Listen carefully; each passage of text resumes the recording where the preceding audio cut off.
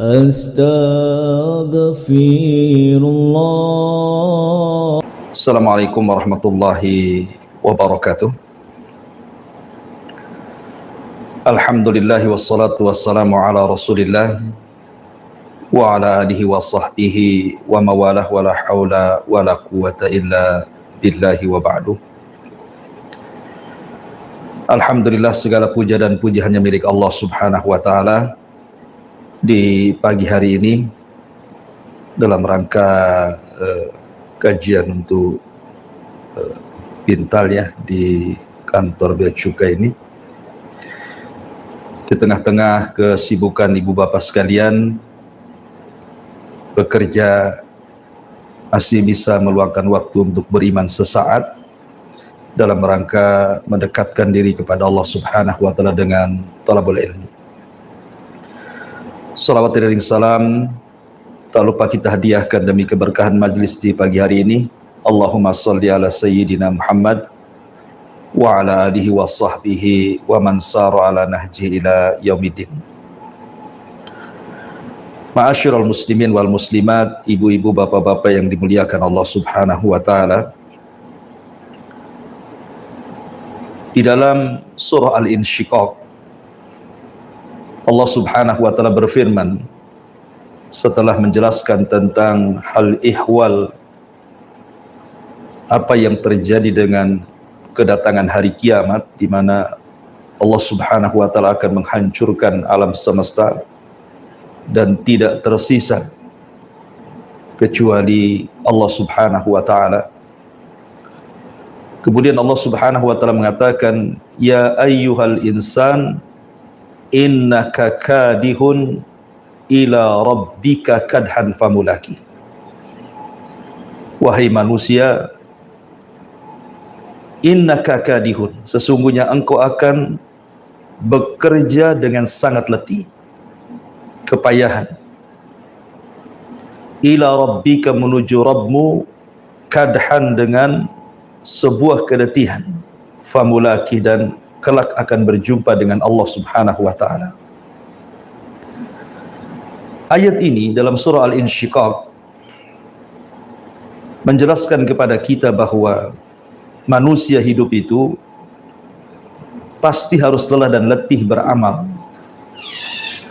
Makanya Allah subhanahu wa ta'ala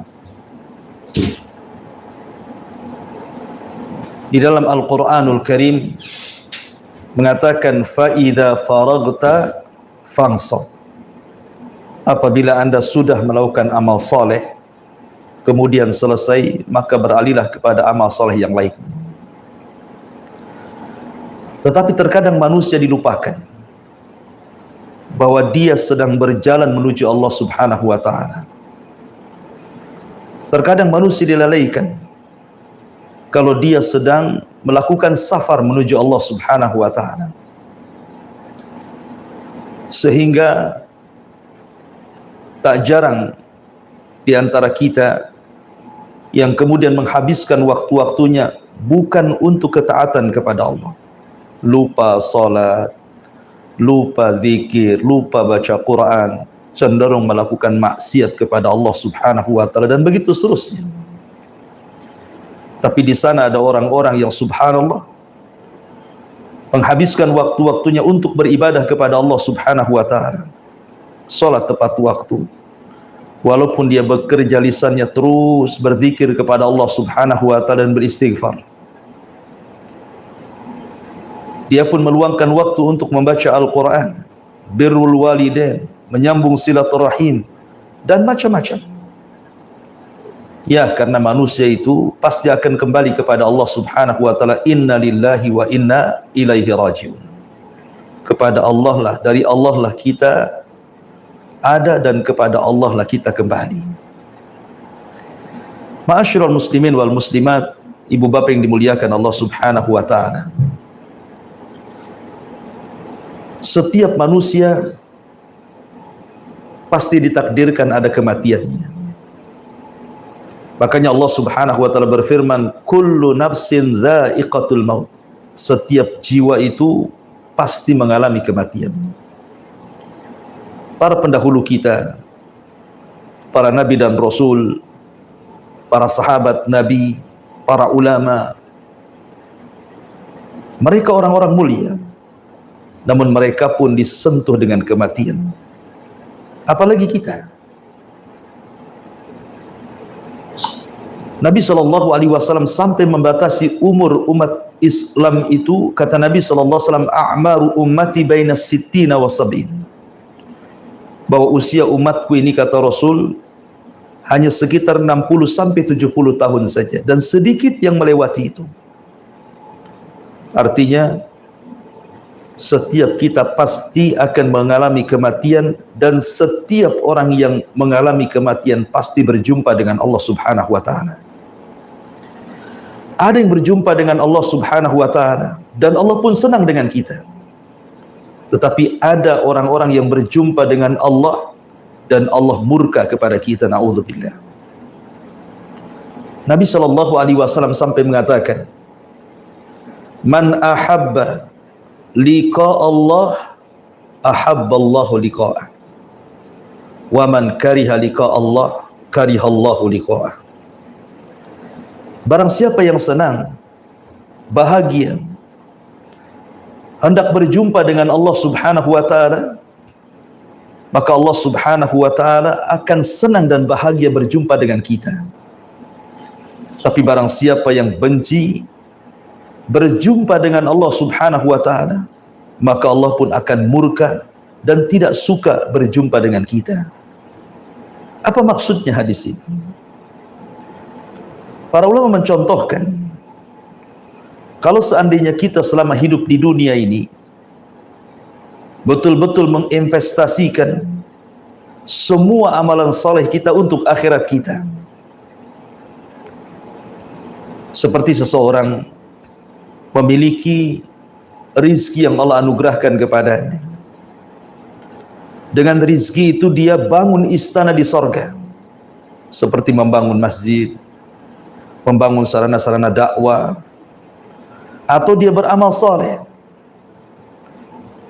Seperti sabda Nabi SAW, siapa yang membaca qul huwallahu ahad Allahus samad lam yalid walam yulad walam yakul lahu kufuwan ahad 10 kali dalam sehari semalam, maka Allah bangunkan satu istana di sorga. Atau Nabi mengatakan, man qala subhanallah wa bihamdihi ghurisat lahu nakhlatun fil jannah. Siapa yang senantiasa membaca subhanallah wa bihamdih, maka Allah akan tanamkan satu pokok kurma di sorga. Dengan kata lain, dia di dunia berusaha untuk membangun istananya di sorga. Tentu orang-orang yang seperti ini, di mana rizki yang Allah anugerahkan kepadanya, dia gunakan untuk investasi akhirat, dan amal solehnya juga demikian. Maka orang-orang yang seperti ini ketika meninggal dunia, sakaratul maut, maka dia ingin cepat berjumpa dengan Allah, karena dia ingin cepat masuk ke istananya di sorga, masuk ke taman-tamannya di sorga, masuk ke keindahan di sorga dan nikmat Allah yang tiada tara di sorga. Tapi sebaliknya, orang yang hartanya diinvestasikan di dunia, dia tidak sayang dengan fuqara wal masakin, dia tidak sayang dengan anak-anak yatim, dia tidak sayang dengan orang-orang yang tidak mampu, dia tidak pernah menyumbang pembangunan masjid, pembangunan madrasah, dia tidak pernah berzikir, dia tidak pernah baca Quran, hidupnya bergelimang dengan kemaksiatan, hanya berpoya-poya membangun istananya di dunia. Maka orang yang seperti ini akan sulit untuk berjumpa dengan Allah. Orang seperti ini akan benci berjumpa dengan Allah, karena dia harus meninggalkan rumahnya, dia harus meninggalkan kebunnya, dia harus meninggalkan ATM-nya, dia harus meninggalkan kekayaannya, sehingga ketika dia tidak mau berjumpa dengan Allah, Allah pun murka kepada dia. Ma'asyiral muslimin wal muslimat rahimani wa rahimakumullah. Sehingga ketika Allah katakan, ya ayyuhal insan innaka kadihun ila rabbika kadhan famulaki, bahwa setiap manusia pasti berjumpa dengan Allah. Perjumpaan kita dengan Allah itu ada di 4 tempat. 2 di dunia dan 2 di akhirat. Siapa yang sering berjumpa Allah di dunia, maka dia akan sering berjumpa dengan Allah di akhirat. Siapa yang tidak sering berjumpa dengan Allah di dunia, maka jangan harap dia bisa berjumpa Allah di akhirat. Pertama, perjumpaan kita dengan Allah di dunia saat kita sholat. Itulah kita sedang bermunajat dengan Allah. Itulah kita sedang berjumpa dengan Allah subhanahu wa ta'ala. Makanya kalau anda melaksanakan salat, kemudian dalam salat anda membaca suratul Fatihah, ketahuilah bahwa surah Al-Fatihah yang kita baca itu ada jawabannya, dan Allah yang menjawabnya. Apabila anda membaca di dalam salat anda, Alhamdulillahi Rabbil Alamin, maka Allah subhanahu wa ta'ala akan jawab, Hamidani abdi, hambaku sedang memujiku. Apabila anda membaca Bismillahirrahmanirrahim, Alhamdulillahi Rabbil Alamin, Ar-Rahmanir Rahim, maka Allah katakan, Athna alayya abdi, hambaku sedang mengagungkan diriku.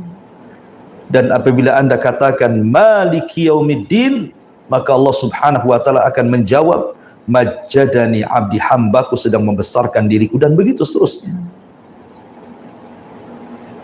Dan di dalam salat, dalam kondisi yang paling dekat kita dengan Allah adalah saat kita sujud. Karena sujud itu perendahan diri yang luar biasa antara kita kepada Khaliknya. Makanya karena salat adalah munajatnya kita dengan Allah, kita sedang berjumpa dengan Allah subhanahu wa ta'ala, maka jangan pernah tinggalkan salat, terutama salat wajib. Kalau bisa kita tambah dengan salat-salat sunnah. Sampai-sampai Nabi SAW mengatakan, waju'ilat qurratu ainin li fis salati, dan Allah jadikan penyejuk mata untukku adalah salatku. Bahkan dia mengatakan kepada Bilal, ya Bilal arihna bis salat, wahai Bilal, marilah kita istirahat dengan Allah, marilah kita beristirahat dalam salat supaya kita bisa berjumpa dengan Allah subhanahu wa ta'ala. Jadi salat itu adalah perjumpaan kita di dunia. Maka siapa yang banyak melaksanakan salat, baik wajibnya atau yang sunnahnya, maka dia akan banyak berjumpa dengan Allah di akhirat. Maka jangan pernah tinggalkan salat. Kemudian yang kedua, perjumpaan kita dengan Allah saat ruh kita dicabut oleh malaikat. Dalam hadis Bara bin Azib radhiyallahu anhu, ketika ruhnya seorang mukmin itu dicabut, maka ada 3 para malaikat utusan Allah yang datang. Satu membawa kain kafan, satu membawa hanut minyak wangi dari sorga, dan satu membisikkan di telinganya dengan bisikan yang indah. Ketika ruh sudah dicabut dari badan kita lewat mulut kita, kemudian diletakkan di kain kafan, kemudian diangkat oleh para malaikat ke langit, kemudian dibukakan pintu pertama, kedua, ketiga, keempat, sampai ketujuh, maka ruh akan dihadapkan kepada Allah subhanahu wa ta'ala. Itulah perjumpaan kedua. Ruh ini akan dihadapkan ke hadapan Allah dengan catatan yang mengikutinya. Maka Allah subhanahu wa ta'ala katakan, angkat catatannya, letakkan di tempat yang paling tinggi di sorga, dan kembalikan ruhnya ke dalam jasadnya. Maka ruh itu setelah berjumpa dengan Allah, kemudian dikembalikan ke dalam jasadnya. Setelah berjumpa dengan jasadnya, maka datang malaikat Munkar dan Nakir bertanya, siapa Rabbmu, siapa Nabimu, dan apa agamamu. Tapi karena dia seorang mukmin, dia mampu menjawab dan mengatakan, Allah Rabbku, Muhammad Nabiku, dan Islam agamaku. Maka ketika itu dikatakan kepadanya, an sadaqa abdi, hambaku telah benar, bentangkan pintu dari sorga, hantar makanan dari sorga, hantar pakaian dari sorga. Kemudian datang orang yang indah, yang tampan, kemudian bercerita sampai akhirnya menjadi temannya di kuburannya, dan tidak sadar kiamat sudah dibangkitkan. Ini yang kedua. Yang ketiga, perjumpaan kita dengan Allah subhanahu wa ta'ala saat kita berada di padang mahsyar. saat kita berada di padang mahsyar, maka Allah Subhanahu wa taala firmankan, wa jaa rabbuka wal malaku saffan saffa, dan Rabb akan datang di hadapan halayak makhluknya sementara malaikat akan bersaf-saf berbaris-baris. Kemudian Allah Subhanahu wa taala akan datangkan Jahannam, waji'a bi Jahannam, maka Jahannam kemudian akan didatangkan, dan Jahannam memiliki 70.000 tali kekang, dan setiap satu tali kekang digeret oleh 70.000 malaikat, saking besarnya. Kemudian manusia akan disaksikan dengan pandangan yang sangat-sangat mengkhawatirkan. Jahannam di depannya. Kemudian disitulah ada proses yang disebut dengan tatayurus suhuf, di mana catatan kita akan diterbangkan, ada yang mengambil dengan tangan kanan, tangan kiri, dan di belakang punggung. Kemudian setelah itu terjadi hisab, kemudian setelah itu terjadi mizan timbangan, dan begitu seterusnya. Dan tentu perjumpaan yang terakhir dengan Allah Subhanahu wa taala, kalau Allah takdirkan kita masuk surga, adalah langsung melihat wajah Allah, ru'yatullah. Dan ini kenikmatan yang tidak ada bandingannya di surga.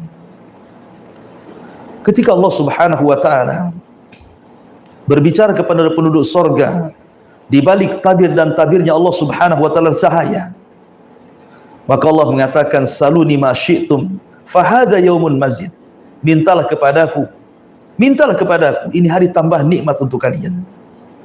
Maka penduduk surga mengatakan, ya Rabb, alam tubayyid wujuhana wa tudkhilana al-jannah wa tubaiduna anin nar, bukankah engkau sudah memutihkan wajah-wajah kami, bukankah engkau sudah masukkan kami ke surga, bukankah engkau sudah mengeluarkan kami dari neraka, sudah cukup ya Rabb. Tapi Allah mengatakan, saluni masyid, minta. Maka kemudian mereka meminta agar Allah meredai mereka tinggal di surga, dan Allah tidak pernah murka sedikit pun, karena kalau Allah murka maka nasibnya sama dengan Adam, dikeluarkan dari surga. Kemudian permintaan yang kedua agar mereka bisa melihat wajah Allah, karena Nabi Musa pernah melihat wajah Allah di dunia, meminta untuk dilihatkan wajah Allah di dunia. Allah katakan, lan tarani, engkau tidak bisa melihatku. Akhirnya kemudian Allah singkap tabirnya, dan tabir Allah cahaya. Tiba-tiba semua penduduk surga melihat Allah Subhanahu wa taala. Mereka mengatakan, demi Allah, tidak ada kenikmatan yang lebih besar dibandingkan ru'yatullah, melihatnya kita kepada Allah Subhanahu wa taala. Maka barang siapa yang selalu berjumpa dalam salat di dunia, maka di akhirat kelak di surga kita paling sering berjumpa dan melihat wajah Allah Subhanahu wa taala. Ma'asyiral muslimin wal muslimat, ibu-ibu yang dirahmati Allah Subhanahu wa taala, dan juga bapak-bapak yang dimuliakan Allah Subhanahu wa taala. Ini penafsiran yang pertama dari kalimat al-mulaki, famulaki, bahwa kita akan berjumpa dengan Allah. Tapi ada sebagian para ulama mengatakan bahwa kalimat famulaki, bahwa kita akan berjumpa dengan amalan kita. Perjumpaan kita dengan amalan kita itu bisa terjadi di dunia dan juga akan terjadi di akhirat. Pertama,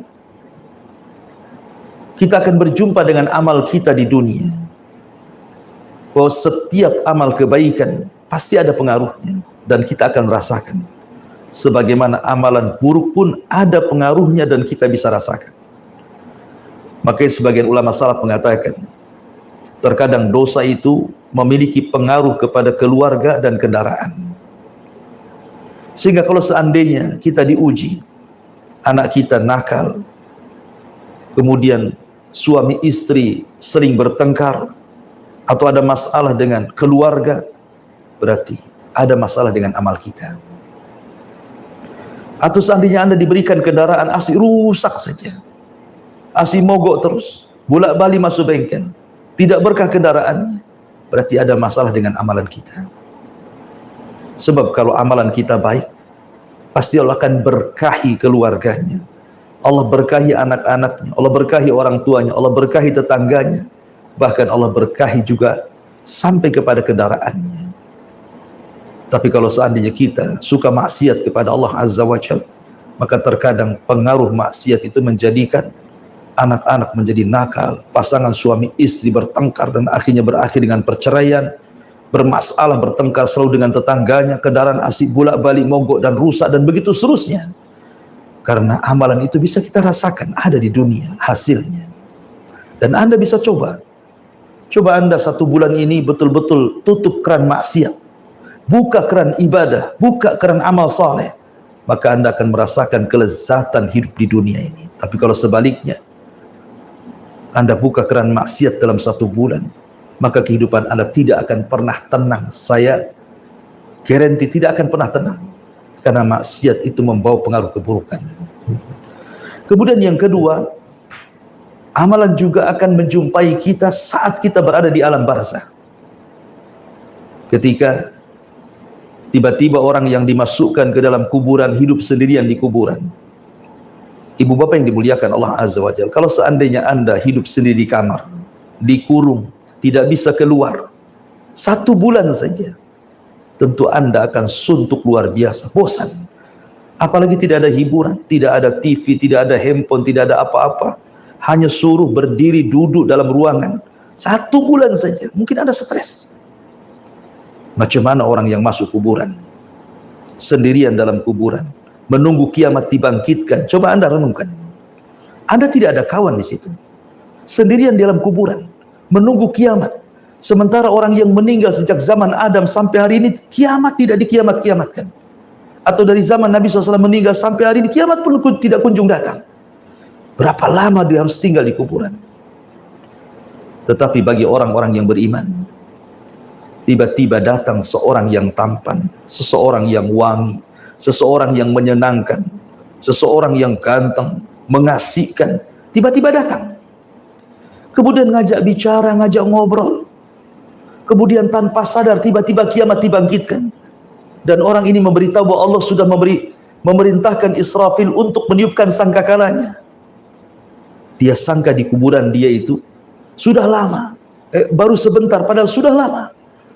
Maka dia pun mengatakan, Ya Rab, aqimis sa'ah, ya Rab, tegakkan kiamat, tegakkan kiamat.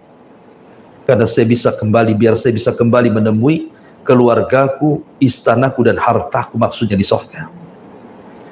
Tapi kalau dia tidak beriman, banyak melakukan dosa, banyak melakukan maksiat, justru temannya adalah orang yang paling buruk, yang tuli, yang buta, yang menyeramkan, yang di tangannya ada gada yang setiap hari memukul kita. Seandainya kita dalam ruangan tidak disiksa pun kita sudah boring, apalagi dihadapkan dengan orang yang menyiksa kita dalam ruangan itu. Dan itulah gambaran yang akan terjadi dalam kuburan, na'udzubillah. Kemudian kelak di padang mahsyar, kita pun akan menjumpai amalan kita. Ketika Allah Subhanahu wa ta'ala kemudian terbangkan catatan-catatan amal kita, maka ada orang yang mengambil dengan tangan kanannya, dengan tangan kirinya, di balik punggungnya. Dan itu menunjukkan bahwa seseorang akan mengetahui dan mendapatkan amalannya. Bahkan ketika ditimbang, kalau seandainya catatan kebaikannya yang berat, maka timbangan itu akan memberatkan dirinya. Tapi kalau ringan, maka Allah mengatakan, فَأَمَّا مَنْ ثَقُلَتْ مَوَازِينُ فَهُوَ فِي عِيشَةٍ رَاضِيَةٍ وَأَمَّا مَنْ خَفَّتْ مَوَازِينُ فَأُمُّهُ هَاوِيَةٌ وَمَا أَدْرَاكَ مَا هِيَ نَارٌ حَامِيَةٌ. Kalau timbangannya baik, maka dia akan diberikan kehidupan yang layak, yang diridhai Allah, dia dimasukkan ke dalam surga. Tapi kalau timbangan baiknya ringan, timbangan buruknya berat, maka dia akan dimasukkan ke neraka hawiyah. Dan tentunya amalan akan kita dapati di 2 tempat. Kalau Anda melakukan amal baik, maka Anda pantas mendapatkan surga. Tapi kalau Anda beramal dengan amal keburukan, maka tentu pantas bagi Anda masuk neraka. Wa man ya'mal mithqala dzarratin khairan yarah, wa man ya'mal mithqala dzarratin syarran yarah. Wallahu a'lam bishawab. Ini yang bisa saya sampaikan materinya. Kita buka tanya jawab saja. Silahkan di antara para jamaah, ibu bapak yang dimuliakan Allah Azza wa Jalla, yang kepengen bertanya, silahkan bertanya. Wallahu a'lam bishawab. Saya kembalikan kepada moderator, falyatafaddal mashkura. Jazakallahu khairan katsiran. Alhamdulillah telah disampaikan materi kajian Kendal Muslim oleh Ustaz Abu Mairah. Selanjutnya kita akan masuk pada sesi tanya jawab kepada para peserta Bintal. Apabila terdapat pertanyaan, kami persilahkan.